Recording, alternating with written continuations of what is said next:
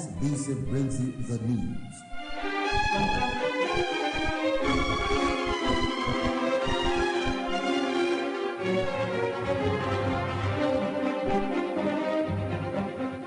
News across the country.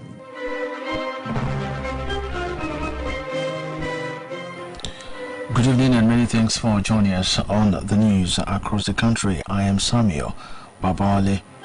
Osho government admonishes security agents to discharge duties with civility. NWC of APC counsels President Buhari against temptation to force successor. OSBC News Business News focuses on the effect of corruption on the nation's economy. Police rescues 4 kidnapped victims in Abuja. Now the news in details. The government of Osun has confirmed the health status of the correspondent of the Nation newspaper, Mr. Toba Dideji, who was shot on the thigh yesterday by an overzealous armed policeman.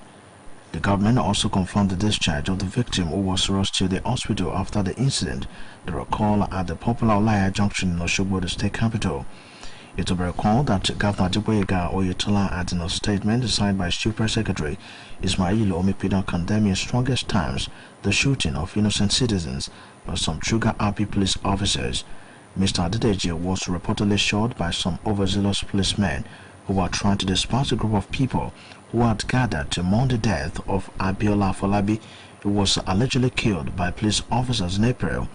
Feeding questions from newsmen today, Special Advisor to the Governor on Security Matters, Mrs. Abiodun, expressed gratitude to God that the incident did not claim any life, as the identified journalists had been discharged since last night. Mrs. Ike enjoined the security agencies to always discharge their constitutional responsibilities with human faith and high sense of professionalism, decency and civility, noting that the state under the watch of Governor Adegboyega Oyetola will not in any way condone any act of lawlessness from anyone, regardless of position or status. She also disclosed that the state government had instituted a fact-finding team to investigate the incident in order to mete out adequate punishment on whoever is found culpable. Governor of the state of Osun, Mr. Adegboyega Oyetola, will tomorrow present bond certificates to retired primary school teachers, local government workers, retired secondary school teachers, civil servants of ministries, departments and agencies, as well as retirees from the tertiary institutions. At the same occasion, Mr. Governor will formally present to the state executive members of Nigeria Union of Teachers the approved circular for the implementation of 40 years of service to all primary and secondary school teachers in the state. A release by the head of service, Dr. Olugboyega Oyebade, indicates that venue of the event is the Local Government Service Commission Hall. The governor assures all workers of more juicy welfare packages now and in the future. Women have been called upon to endeavor to participate in politics since the federal government has given them the opportunity to be fully involved in politics without any intimidation from their male counterparts. A politician cum activist, Mrs. Oluwadamilola Bodude, gave the advice today in Osogbo, the state capital, while featuring on an OSBC current affairs program. Mrs. Bodude advised women to be proactive enough and never be intimidated by their male folks in politics, but rather they should support one another by contesting elections, most especially now that the gubernatorial election is around the corner in Osun and Ekiti states. She admonishes all political parties to allow women to take the front in all the political parties in the country, noting that their 35% racial involvement in political office must be utilized fully. Ahead of the ruling All Progressives Congress APC presidential primary election slated for next week, the Senate President Dr. Ahmed Lawan has urged the delegates to vote for a leader with no baggage. He urged them to vote for one that will not be a ruler, but will lead absolutely without baggage. In a letter he wrote to the delegates, Dr. Lawan urged the delegates to bear in mind that the fate of Nigeria lies in the hands to determine who should preside with effect from 2023. He said this is not the best of times for Nigerians, as the fate of Nigerians fluctuates, even as the responsibility of nominating a presidential candidate was exclusively theirs. Meanwhile, about 27 persons purchased APC presidential nomination form in readiness to slug it out during the primaries.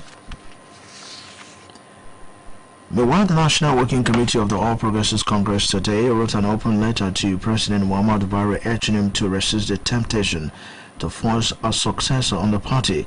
This is even as the NWCA of APC warned that anything short of providing a level playing field to all the 23 screened presidential aspirants will prove democratically risky for the party. President Buhari had told the APC governors when he hosted them on Tuesday that he needs their support in choosing its successor. The APC National Chairman, Senator Abdullahi Adamu, was also at the meeting, which held at the council chambers of the State House of Abuja. The development is coming 6 days before the rescheduled presidential convention slated to hold at Eagles Care next week. The Independent National Electoral Commission (INEC) today revealed that the population of people who perform first-time sign-ups for the Continuous Voter Registration (CVR) has risen to 10.2 million. This is contained in INEC's fourth quarter report released in Abuja. The report indicates that 6.5 million people have finalized enrollment. The electoral body declared that over 2 million people completed their registration online, while over 3 million registered physically. An analysis of the enrollment according to gender revealed that males were 3,253,441, while 3,290,804 were females. While persons with disabilities numbered 53,663 and 4,550,847 were young people. Report indicates that INEC received a total of 8,912,511 applications encompassing voter transfer, appeals for permanent voter cards (PVC) replacement, and update of voter information records. The Federal Executive Council today approved a total of 23.52 billion naira for various projects across ministries of petroleum resources, power, and police affairs. The ministers disclosed this to journalists shortly after the over 3-hour FEC meeting presided over by Vice President Professor Yemi Osinbajo at the council chambers of the Presidential Villa, Abuja. According to the Minister of State for Petroleum Resources and former presidential aspirant of the APC, Timbre Silva, the council approved 3.81 billion naira for a switchgear room for the Nigeria Oil and Gas Park in Bayelsa State for the local manufacture of components. Report has it that in February, the Executive Secretary of the Nigerian Counter Development and Monitoring Board, Simbi Wabote, said the Nigerian Oil and Gas Park will be completed in the fourth quarter of 2022. In the meantime, the Federal Inland Revenue Service (FIRS) has stated that it will commence the process of enforcement and recovery of unremitted tax deductions owed by some states and local governments in the country. This decision is contained in a public notice signed by its Executive Chairman Mohammed Nami, where the tax authority noted that most states and local governments are failed to remit to the service withholding tax (WHT) and value-added tax (VAT) deductions from payments made to contractors and service providers by them as required by law. The notice, highlighting relevant portions of the Companies Income Tax Act and the Value-Added Tax Act, stated that ministries, departments, and agencies of government, as well as parastatals and other establishments, were mandated by law to deduct certain taxes while making payment to third parties and remit those deductions to the FIRS. NYC Osun State has witnessed another change of baton as Mrs. Winfred Ngozi Shokweka has handed over on Monday the leadership of the scheme in the state to Mrs. Olayinka Abdul-Wahab. This is contained in a statement signed by Mrs. Fumi Okodai on behalf of the state coordinator of the NYC. According to the statement, Mrs. Olayinka Abdul-Wahab hails from Lagos State and backed a BSc in Economics from University of Calabar Cross River. She joined the scheme as an Inspector 2 after successfully completing her one-year mandatory service to the nation. She has worked in Oyo State, FCT, and NYSC headquarters, Abuja. Before her transfer, State Coordinator Mrs. Abdul-Wahab was the Deputy Director of Planning, Research and Statistics Department, National Directorate Headquarters, Abuja. Mrs. Olayinka is the 4th Chief Executive Officer of the scheme in the state. This is the news across the country, coming to you from Osun State Broadcasting Corporation. Ileawie Okebale Shogbo, Voice of the West. Now, a mid-news message. Honesty is the best policy. Train your child to be honest. Nigeria's economy is no doubt facing challenges of corrupt practices. Today on Business News, the focus is the effect of corruption on the country's economy and the solutions to the challenges. Sit back as Olaide Adegbero feeds you with the opinion of respondents. Nigeria, despite the challenges facing its economy, remains one of the largest countries in terms of economic sustainability. However, the country is regarded as a consuming nation as most of its products are imported from other countries around the world. It is, however, the truth that the country's economy is grossly affected by the people who haven't perpetrated corrupt practices in position of authority. Cases of stealing and money laundering persist in spite of the activities of the Economic and Financial Crimes Commission (EFCC) to curb the menace. Instances abound where some national resources were said to have been swallowed by snakes and monkeys. The recent is the case of the suspended Accountant General of the Federation, Ahmed Idris, who was alleged of corruptly enriching himself to the tune of 8 billion naira, even at this time when the universities were shut and pensioners were clamoring for their stipends. How has this affected the country's economy, and what are the possible solutions to the challenges? This prompts OSBC Business News to seek the view of financial experts. In his opinion, Mr. Suleiman Oyawale explained that money is needed to develop our economy and to build up other things, but since money are being stolen by some individuals in the system, our economy will remain seriously affected. We need money to develop our economy. We need money for revising. And a larger percentage of this money that we ought to have used to develop our economy has been siphoned by the cronies. Mr. Oyawale advised that the judiciary should be strengthened and transparent while carrying out the work, stressing that to put a stop to the challenges, the constitution must be reviewed and there should be justice and equity. Major way out is there must be justice and equity if the land have to see peace as expected. There must be sin and sinner has to be punished. If Nigeria has to be corrupt-free, so definitely our confusion has to be refused. Olaide Adegbero reporting.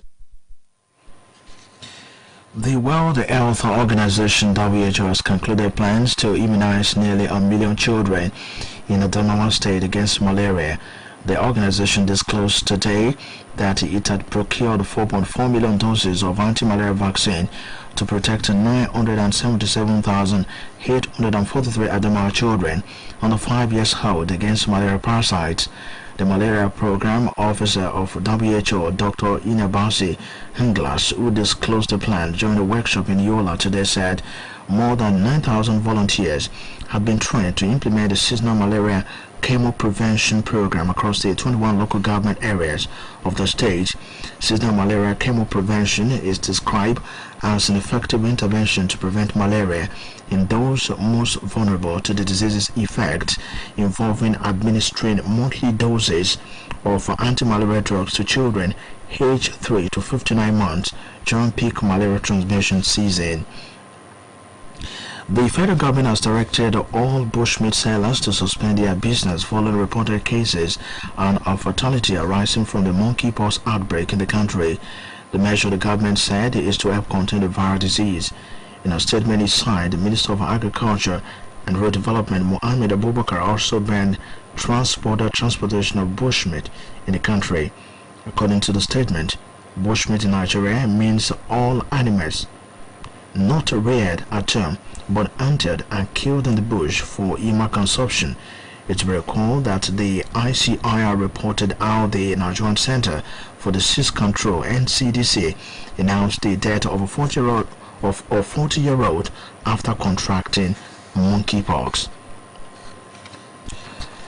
The Federal Capital Territory FCT Police Commander has rescued 4 kidnap victims in a concerted effort with the Destiny Hunters at Dadu Hills via Chukuku in Kuje Area Council of the territory. The development, the police said, followed the receipt of actionable intelligence about the movement of suspected bandits holding some persons hostage.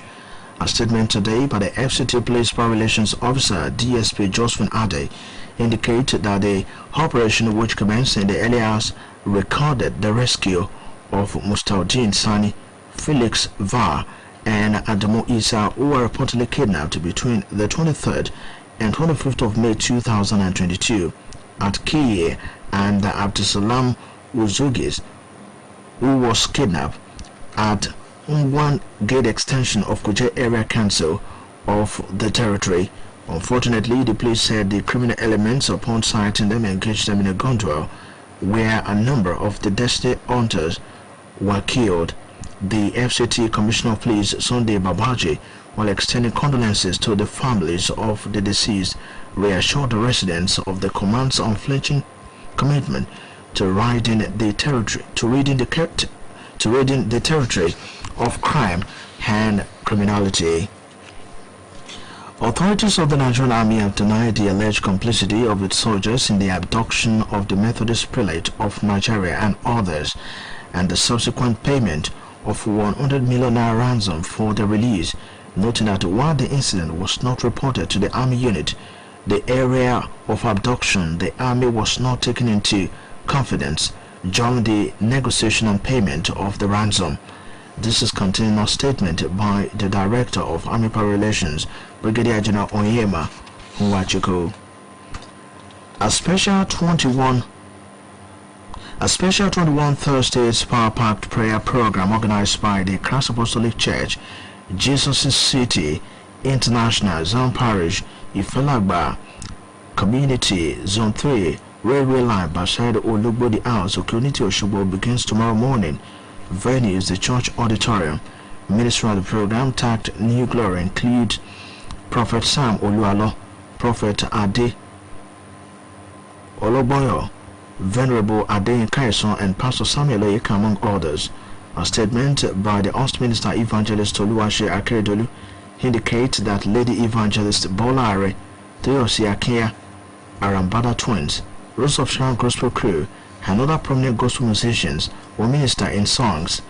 Evangelist Akeredolu enjoins people from all walks of life to attend the weekly prayer program, receive new glory needed to live a meaningful life from God.